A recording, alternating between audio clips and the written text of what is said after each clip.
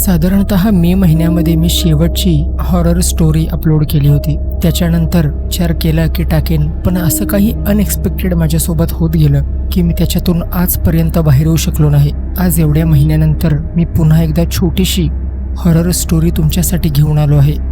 कृपया ती ऐका आणि कसे वाटते ते मला कमेंटमध्ये सांगा. तुमच्या आयुष्यात झालेल्या ज्या काही स्टोरी असतील ना, त्या तुम्हाला असं वाटत असेल की पॉडकास्टच्या माध्यमातून डायरेक्ट कॅमेरासमोर जर तुम्हाला काही सांगायचं असेल तर मला कमेंटमध्ये तुम्ही कळवा आणि आपल्या चॅनलला जास्तीत जास्त लोकांपर्यंत पोहोचवा. एका गावात एक जुना आणि उद्ध्वस्त झालेला वाडा होता, ज्याचं नाव होतं भूतांचा वाडा. गावातील लोक त्या वाड्याबद्दल अनेक गोष्टी सांगत. असे म्हणायचे की त्या वाड्यात पूर्वी एक मोठा जमीनदार राहत होता. त्याचं नाव माधव. माधव खूपच क्रूर आणि निर्दयी माणूस होता. त्याने अनेक गरीब लोकांना त्रास दिला होता, त्यांचं शोषण केलं होतं आणि अनेक लोकांच्या जीवावर देखील तो उठला होता. पण मग अखेरीस त्याच्या क्रूरतेमुळे एके रात्री सगळ्या गावकऱ्यांनी एकत्र येऊन त्याला ठार केलं आणि त्याचा आत्मा त्या वाड्यातच अडकून राहिला. पण ठार केल्यानंतर या घटनेनंतर गावात भीतीचं वातावरण पसरलं. जेव्हा सूर्य मावळायचा तेव्हा कुणीही त्या वाड्याजवळून जाण्याचं धाडस करत नव्हतं. लोक सांगायचे की रात्रीच्या वेळी वाड्यातून विचित्र आवाज येतात, खिडक्यांमध्ये दिवे लागलेले असतात आणि कधीकधी भयंकर हसणं त्या वाड्यातून येतं. पण तिथे एक मुलगा होता निलेश. त्याला या वाड्याबद्दल फारच उत्सुकता होती.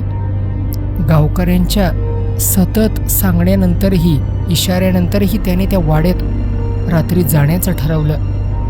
त्याला त्या गोष्टींवर विश्वासच नव्हता, कारण तो भूताखेतांवर कधीही विश्वास ठेवत नव्हता. त्याच्या दृष्टिकोनातून हे सगळं खोटं होतं. भूत प्रेत असं काहीही नसतं असं तो मानायचा. त्या रात्री तो टॉर्च घेऊन त्या वाड्यावर गेला. आत गेल्यानंतर प्रथम दर्शनी त्याला सगळं शांत वाटलं. पण जसा तो आत जाऊ लागला तसे त्याच्या कानावर काही अस्पष्ट आवाज यायला लागले. त्याच्या मागून कोणतरी चालत असल्याचं किंवा मधूनच कोणतरी मोठमोठ्याने श्वास घेत असल्याचं त्याला जाणवत होतं. एवढं सगळं सुरू झाल्यानंतर मात्र त्याच्या मनात आता भीतीचं वातावरण तयार झालं. पण तरीही त्याने आपलं धाडस कायम ठेवलं. अचानक त्याच्या मागे कुणीतरी चालत येत असल्याचा पावलांचा आवाज आला. निलेशने मागे वळून पाहिलं, पण तिथे कोणीही नव्हतं. तो घाबरला. त्याने पुढे जाण्याचा निर्णय घेतला. एका अंधाऱ्या खोलीत त्याला एक जुना आरसा देखील दिसला, ज्यात त्याला एखादा चेहरा म्हणजे व्यक्तीसारखी एखादी अंधुकशी आकृती त्याला दिसत होती. त्याच्या जवळ जाताच, त्या आरशाजवळ जाताच त्याचा चेहरा स्पष्ट दिसायला लागला आणि ते चेहरा, ती आकृती होती म्हणजे त्या माधवच्या आत्म्याची आकृती होती. तो आरशातून आता बाहेर येऊन त्या निलेशच्या समोर उभा राहिला. निलेश जोरात किंचाळला, पण त्याची किंचाळी कुणालाही ऐकायला आली नाही.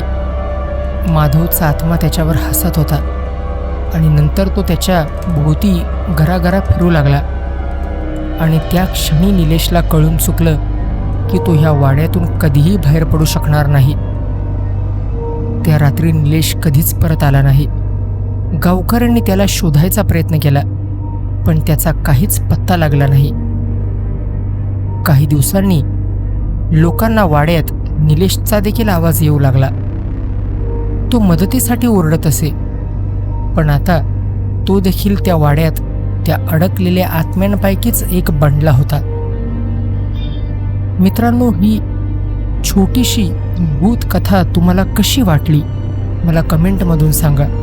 आणि तुमच्या काही भूतांच्या कथा असतील, अनुभव असतील, ते मला तुम्ही मेल देखील करू शकता. मेल ID मी डिस्क्रिप्शनमध्ये देईन.